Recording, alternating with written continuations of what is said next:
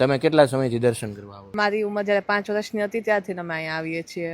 વિકાસની વાતો થાય છે, આ વખતે પણ બજેટમાં 2.5 કરોડ રૂપિયા આરએમસીએ ફાળવા. કેવી કામગીરી થઈ છે ને કેવી થવી જોઈએ? બજેટમાં તો જે રીતના કામગીરી થવી જોઈએ તે નથી થઈ. અહીંયા હજી એ ગંદકી એવી ને એવી જ રહે છે, માણસો પણ નથી સમજતા અને સાથે ગવર્મેન્ટનો કાંઈ સપોર્ટ નથી. હું છેલ્લા 5 વર્ષથી તો જોઉં છું આ બાંધકામ આમને અડધું ને અડધું છે, કાંઈ એમાં આગળ કામ વધારવામાં આવેલ નથી અને દર વર્ષે કહે છે કે થશે, કરીએ છીએ, ચાલુ છે, કામ બંધ રહી જાય છે. દર્શનાર્થી તરીકે દુઃખ થાય ચોમાસામાં, ખાસ કરીને વધારે પરિસ્થિતિ ખરાબ હોય. હા, ચોમાસામાં પરિસ્થિતિ ખરાબ હોય, ભગવાનના ઓટલે જ ખરાબ હોય. ત્યાં કોથળી, પ્લાસ્ટિક, ગાર્બેજ, ટોટલ જાતનો ગાર્બેજ એની ઉપરથી જ જાતો, એ સારું ન લાગે ને. જે ધાર્મિક સ્થળ છે, જે સ્વયંભૂ પ્રભુ છે એના ઘરે. અને રાજકોટના બીજા બધા વિકાસના કામોની જાહેરાત થાય છે, પણ દર વખતે રામનાથ મહાદેવનો મુદ્દો એમને પેન્ડિંગ રહી. એ વાત તો સાવ સાચી છે. રામધામ બનાવ્યું, ઘણા બધા લોકો બનાવે છે નવી નવી જગ્યા, પણ જે છે એને તો તમે પહેલા સરખી કરો, પછી નવી જગ્યા પાછી ઊભી કરજો. હવેના બજેટમાં પાછી જોગવાઈ થઈ છે, શું તમારી માંગણી કે કેવી રીતનું કામ થાય આ પૈસા? કામમાં સૌથી પહેલા ત્યાં સ્વચ્છતા રાખવાનું કામ થાય, આજુબાજુમાં પબ્લિકને અને રૂટીન